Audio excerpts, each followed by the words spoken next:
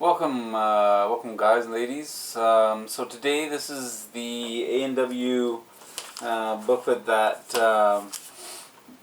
this is the lesson that supports the booklet Basic Probability number 2, where we talk about probability and expected value. And we have a formula for expected value.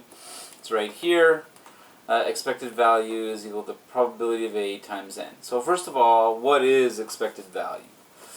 So we have to talk a little bit about the nature of probability before we can get into this formula. I always had a problem understanding probability because I came from a background where if something was meant to be, then it was, and there was no amount of probability that was going to make it so or wasn't going to make it so. And I kind of lived my life according to that idea. But as I got older, and I started recognizing that life requires risk, risk and reward, I have to, get good at evaluating the kinds of risks that I take.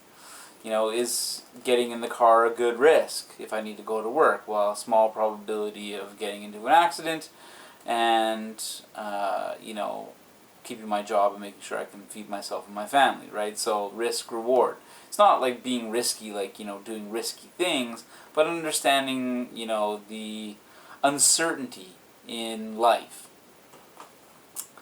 So understanding probability helps us make decisions like that. And in fact, there was a Nobel Prize roundtable that happened, I think it was 2018, where they had all the Nobel Prize winners from that year talking about, one of the things they were talking about was the kind of math that should be taught in our schools. And I'll put the link in the comments section for everybody. But what wound up happening was that the Nobel Prize winner for economics said that he would get people to study gambling as a way to understand probability. And that's a way for people to understand risk, because if I want you to do something, you should know the risks involved, the uncertainties involved with that. How is it? What's the chance of it paying off for me? Because there's a different chance of it paying off for me as an adult, grown adult who has lots of skills and experience, versus somebody who's brand new, coming into their adult world, who doesn't maybe have those same skills and experiences. What's the probability of those things paying off for them? So this idea of expected value, what we're studying today, this thing here, talks about how many times you should expect to see a particular result if you know the probability of the result and the number of times that you run the result. And typically we discuss this idea using dice or simple probability mechanisms, but it can take any form. And so your work today and in the booklets is to start thinking about how many times it should pay off.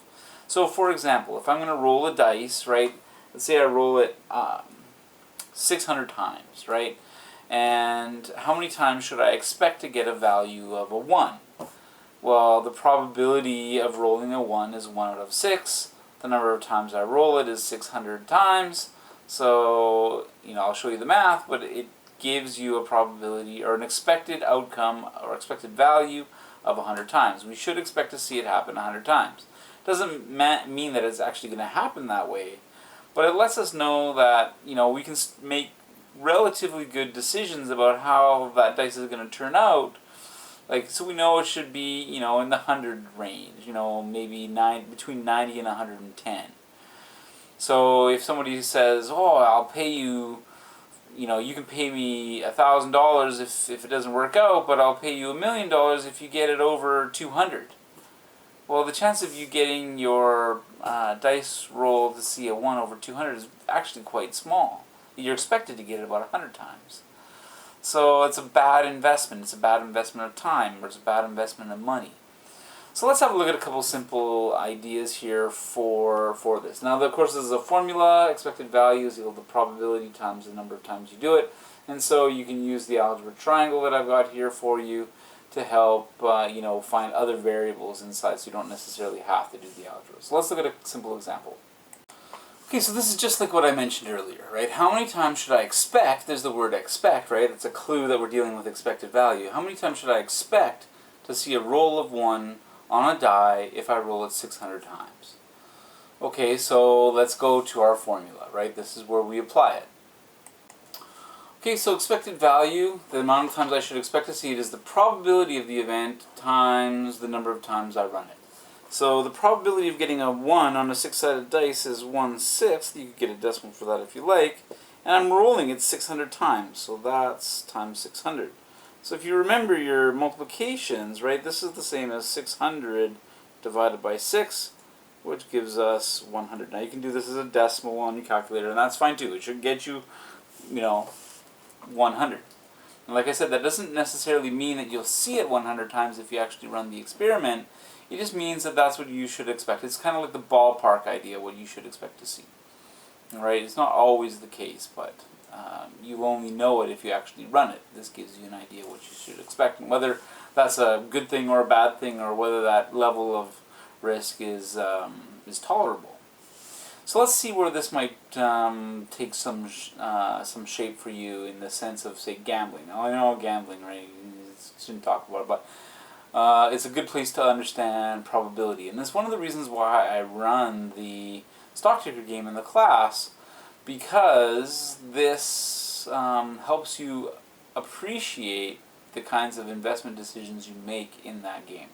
So let's have a look at kind of two choices. Alright, so in the first case, it costs you $10 to play a coin flipping game. And you're going to flip a coin 10 times. And for every time you get a tails, you get $1. And for every time you get a heads, you get no money. So is that a good bet? Well, let's figure out the expected value, right? I've got a 50% chance, or a half chance, of it coming up with tails. And I'm rolling it 10 times. So what's half of 10? I should expect to see tails 5 times, and for every $1 that I invest, every $1 that I get for every tails, that means I should expect to get about $5 back. It costs me $10 to play. I get 5. I should expect to get around $5. It's kind of a bad investment. But what if I said, okay, what about if it was $2 for every tail? Well, I'm still should only see 5 heads pop up. 5 tails pop up. Times that by 2, I should expect to see about $10 in my return, right? 5 tails, right? A 50% chance of getting a tail, run it 10 times, so I should expect to see it 5 times. $2 per tail, right? So I should expect to get about $10 back. So it cost me $10 to play. I should expect to get about $10 back. It's roughly even, right? It's a game of chance then. So it's neither here nor there. What if I said it only costs you $7 to play, right? So you pay me $7. Every time you see a tails, you'll get $2. You should expect to see it about 5 times. So you should expect it to pay off $10. You invest 7, pays off 10. That's actually a pretty good deal. So understanding how probabilities pay off is good in helping you make decisions around what's good and what's bad in terms of the risk, uncertainty, and any kind of like betting, with your time, how you invest your time, how you invest your money, how you invest your emotions, say. Those are all things that have uncertainty around them, and understanding how those play out. So your booklet really is just about this extra idea, right? We'll do one more example, how we figure out how many times you need to do something in order for you to get your expectations met. Okay, so how many dice rolls will I need to make if I would expect, there's the word expect again, to get a 6 4 different times? So I want to get a 6 on 4 different rolls. So how many dice should I roll if I have to roll them all in one shot? How many dice should I pick up in order to make that expectation or meet that expectation, or give me a good chance of that being the average sort of thing? So that comes down to our expected average calculation, but this time we're going to use the Algebra Triangle to help us figure out what we need to do. Alright, so there's the triangle. So we expect to get a 6 4 different times. So 4 is your expected value, right? That's how many times we want to see to get our value of 6. What's the probability of getting a 6? Well, it's 1 out of 6.